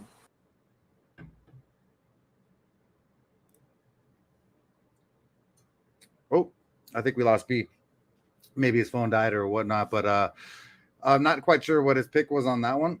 But hopefully he'll jump back in the mix. But if not, I will move on to the next fight on the next card. Thankfully, we're on a little bit later in the show. I'm sure that he'll jump on his laptop or his phone if he can. Jumped out. There you go. It's all good. Yeah, man. He's going up against Kevin Holland, man. 22-7, Kevin Holland, dog. I don't know. I went to go click to this thing and I clicked right out of here. Oh, you're good. Trailblazer, yeah. Trailblazer Kevin Holland, 29 years old, 6'3" with the 81-inch reach. Man, that reach is gonna be pivotal in this fight. Um, Currently riding a one-fight win streak, affiliated with Travis Lutter, BJJ. As this one man, Mike Goldberg, said, the Michael Jordan of Brazilian Jiu-Jitsu is Travis Lutter. That was crazy, but Yeah, it's been a one long of them. time. But Travis Lutter is a big-time BJJ practitioner, though. But I digress. Last time we see Kevin Holland was he made his welterweight debut back in March, beat Alex Oliveira, right hook to ground strikes, 38 seconds in round 2. He fought Kyle Dawkins, accidental headbutt, kind of funny. Dawkins and Holland are both fighting on this card. He lost to Marvin Vettori, unanimous decision, and Derek Brunson, unanimous decision, both last year. Beat Souza coming off the ground in one of those amazing knockouts that he had there. Charlie Ontiveros, he slammed that man into a neck injury. That was one of the most gruesome slams Yeah. we've seen for a while in the UFC. Yeah. Golly. This fight's gonna be really, really good and a really good test for Kevin Holland jumping into welterweight. I like Tim Means, man. Tim Means is super experienced. I see Tim Means gonna probably look to hustle on this man, try to get him in some grappling positions, try to get him for the takedown a little bit, try to test that takedown defense. Because in Means' last 3 fights, takedowns have been a big part of the wins. When he fought Dalby, when he fought Perry, and especially when he fought Staropoli. Then with Kevin Holland, that Kevin Holland is fast, Kevin Holland is smooth. That striking is insane, and once he gets you hurt, he's willing to go for the finish. That reach is gonna be big time because his reach is gonna be. Tim Means doesn't deal with a lot of people who got a longer reach than him, and Kevin Holland got a longer reach than him. So this is gonna be a little crazy, man. Usually I root for my homie the Dirty Bird. Tim Means will probably, you know what I mean? But I think Kevin Holland's looking to be prepared and look to get a second win at welterweight here, man. I'm gonna lean towards Kevin Holland on this one.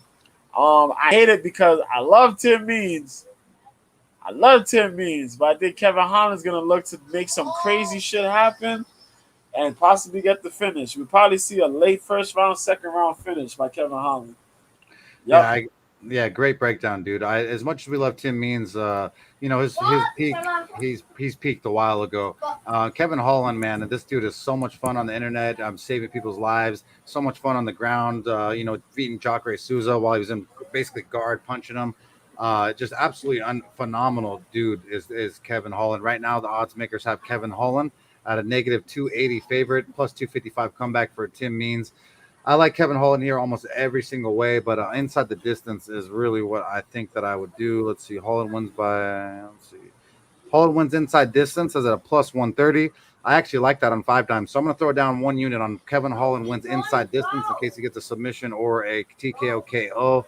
Plus 130 Kevin Holland. So I'm throwing down 1 unit on Kevin Holland wins inside D. I feel like it's a really good chance for him to do that here and showcase his skills versus the veteran Tim Means and showcase himself. The next fight of the night is the co-main event B. It is Donald the Cowboy Cerrone is taking on Joe Lozon, one of the OG veterans of the sport. This is going to be absolutely phenomenal. Joe Lozon is called himself J-Lau. He's 28-15. He's 38 years old. He's 5'10 with a 71-inch reach. He's on a 1-fight win streak. He last took on Jonathan Pierce. He won by ground and pound round 1, and then he lost to Chris Gudesmucker round 2. Clay Guida punches round 1. Stevie Ray majority decision. So all over the place. But same for Donald the Cowboy. 36-16, 39 years old now. 6'1 with a 73-inch reach on a 5-fight losing streak. Hasn't cut down to 155 in a while, and that's my biggest concern with Donald Cerrone here. BJJ black belt, tremendous on the ground. Obviously likes to strike more than he goes on the ground, but is decorated all over the place. Last loss to Alex Morano, punches round 1. Then Nico Price, no contest. Anthony Pettis, unanimous decision. Conor McGregor, head kick and punches. It was ridiculous. I don't even know what to expect from Donald the Cowboy Cerrone. So it's like this is a very wishy-washy fight. It should be a fight where you think Donald Cerrone should be able to win this, but it's not that cut and dry. I don't know what kind of Donald Cerrone we're getting. I don't know what kind of weight cut it's going to affect him. So I got to go with the underdog Joe Lozon here, plus 142 underdog, 152, negative 152 for Donald Cerrone. I'm going dog or pass here on Joe Lozon, even though I love me some Cowboy Cerrone. What do you say, B? Oh boy, oh boy. But it's a very hard one. This is gonna be crazy. But let's give some insight to this fight. This fight was supposed to happen some weeks ago, about a month and change ago, nearly 2 months ago. This fight got canceled because Cerrone wasn't feeling well. Cerrone got sick, some sort, you know. Now you would think Cerrone's rehabbing, he's getting his training in, he's doing what he got to do, and you wait to rebook this fight. This man is all the way elsewhere filming for movies, filming a movie, and getting some random training from a kickboxer of some sort. Mm. Billy Billy Blank's Tybo Ho. And we don't know where this man, Donald Cerrone's at right now. Joe Lozon is out here training, getting his fix in, because, you know, that's Joe Lozon. We don't know where Cerrone's brain is at, man. We don't know where his mind is at, where his feelings are at. Is he really all in on this fight? And I really don't like picking against Donald Cerrone. This right here is definitely a dog or pass type pick. I'm gonna go with Joe Lozon on this one, man. Oh yeah. Cabs are here. It sucks that I'm picking against Cerrone because I want to see Cerrone go out in a blaze of glory, you know what I mean, and get his win. But Jesus, man, I don't know where this man's thought process is at, where his mind is at, man. This guy's out here filming in the midst of you supposed to be getting better and rehabbing and shit like that because you got sick, the nerves got to you or whatever. I don't know, man, but I'm taking Lozon, man. I think Lozon's going to go out there on some Jim Miller, Clay Guida type shit and just make this a very, very rough fight for Donald Cerrone. We know the deal. You can't get in Donald Cerrone's range. You can't have him trying to head kick you, throwing that nasty body kick that he likes to throw, keeping you on that straight punch or the jab. His 1-2 is ferocious. His submission game is killer. But he hasn't quite looked the same in quite a while, man. But I'm going Lozon, man. I think Lozon's going to go in there and do his damn thing, man. It'll be a rough fight between OGs, but we're going Boston strong, baby. Boston. Let's go. It's crazy to hear us both go against Donald Cowboys. So I'm either going to be dumb as bricks or we're going to be smart as shit next week. So, but we did not betting it, so it does not fully matter. The main event of the weekend is Calvin Kattar takes on Josh Emmett. I'm going to let you jump into that first, beat. Thank you very much. Because this is a fight I've waited a year for. I wanted this fight so bad in the rankings, and now they have to fight. Calvin Kattar, Josh Emmett, two of the electrifying guys in the freaking division. Because there's a whole bunch more, but it's two of the electrifying guys in the top 10 of the division. We got the Boston finisher, Calvin Kattar, 23-5. Man, 34 years old, 5'11" with a 72-inch reach, representing Lawrence, Massachusetts. I'm about to get hyped now. Because y'all know I love the Boston fighters, man. I love Boston. I love the Red Sox. It's crazy. He's the from Celtics New York, are kind of iffy. He's from Brooklyn, folks. Throw something at him. Boo. I'm not such a Celtics fan, so don't. I was a little. I was a little sad they lost. They lost yesterday. They lost yesterday. My basketball team in San Antonio. They lost. No, they lost. Golden State won the playoffs. They won the championship. Clap it up for Golden State because that's a monster team, man. But yeah, man, the New England Cartel training with guys like Tyson Chartier, freaking Jake Manini, Carlos Neto, Big Greg Robello, freaking Rob Font. You know the team, man. Shout out to Rob Font. He's in a skid right now, but prayers with him, man. But let's go. Last fight he had was Giga Chikadze back in January, won by unanimous decision. What a showing of a fight that was. Man, totally embarrassed Giga Chikadze. Jesus Christ, man. Yeah. Max Holloway, he showed his chin. Took a shellacking by Max Holloway. 5 rounds, unanimous decision loss. That was back in January last year. Dan Ige had a really good scrap with Dan. That was a main eventer. I think it was a main event fight, was it? Yeah. Really good fight between the two, back and forth. Calvin won that one. Jeremy Stevens, man, he embarrassed Jeremy Stevens, boy. Elbows to ground and pound, round 2. Zabit Magomed-Sharipov, he lost unanimous decision. Also, Zabit retired this week, guys, if you didn't know. No way. RIP to the career of Zabit Magomed-Sharipov. He did retire. He was sick. He didn't quite feel well, you know what I mean? He had the COVID. A lot of things were going on in his life, man. He lost a good fighter. But he retired, man. I say, you know, because the potential was crazy and people wanted to see him fight for the title, but things just happen. You never know what's gonna, you know, occur in your career. So, you know what I mean? But it is what it is. So Calvin Kattar is going up against Josh Emmett, 17-2. This creepy guy, man. 37 years old, 5'6" with a 70-inch reach. So we know where the reach advantage is going to here, folks. Out of the Sacramento, California, representing Team Alpha Male, currently riding a 4-fight win streak. Last time he got finished was by Jeremy Stevens. You guys remember that? UFC on Fox back in 2018. What a back and forth fight that was. But in this 4-fight win streak, he beat Dan Ige by unanimous decision in a really good back and forth battle back in December of last year. Shane Burgos, another insane fight that he was in June of 2020. Mirsad Bektic, golly. That man did the Donald Cerrone. He hit him with a power jab, dropped this guy with a jab, and then just beat up on him. Kind of like what Cerrone did. Did Cerrone do that too? I feel like Cerrone did that to... Did he do that to Oliveira?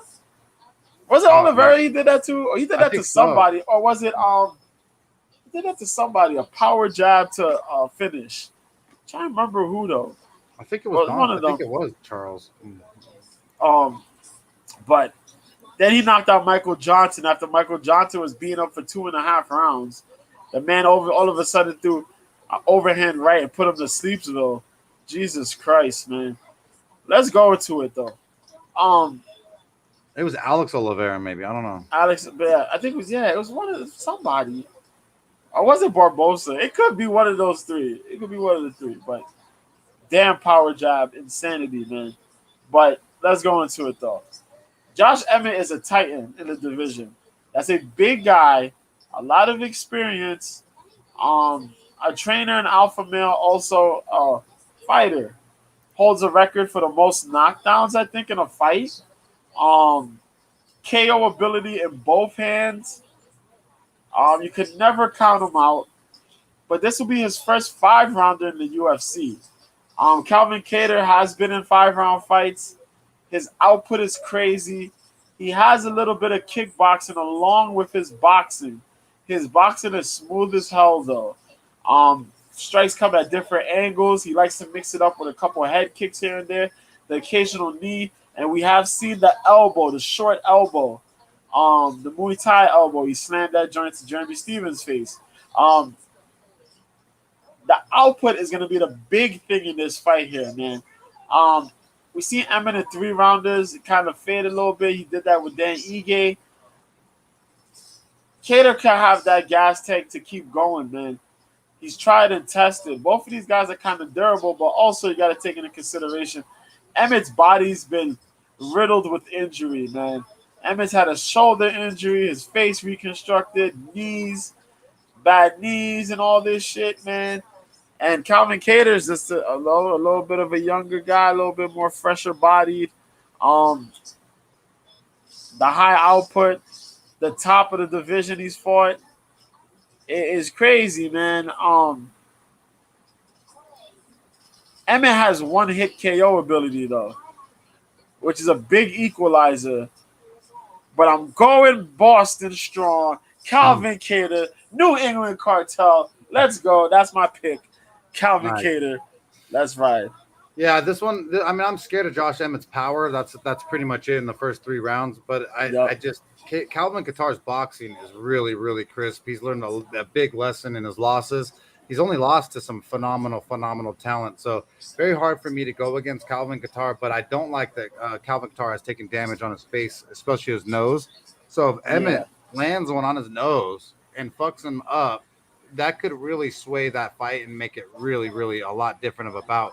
Because right now the odds makers have Josh Emmett at plus 210, negative 230 for Calvin Kattar.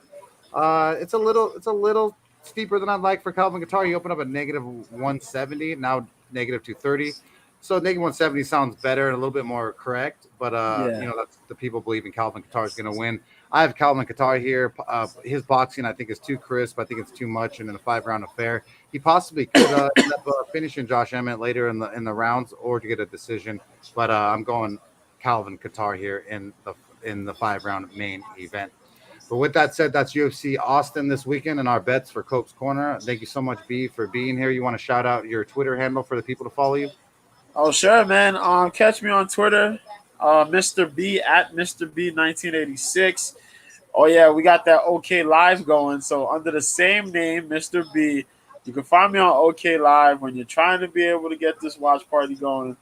We're back at it. Let's go. Yeah. That's that. So download that OK Live app and find Mr. B, the MMA guy. I appreciate you being here, B. And until next week, let's go, baby. Until, like I said, that's this episode of Cope's Corner. I appreciate you so much. Thank you to all the sponsors, to all the people here watching live, that tune in, that comment, that make the show what it is. We appreciate you so much. And until next week, let's fucking roll, baby. Are you ready? Break it down!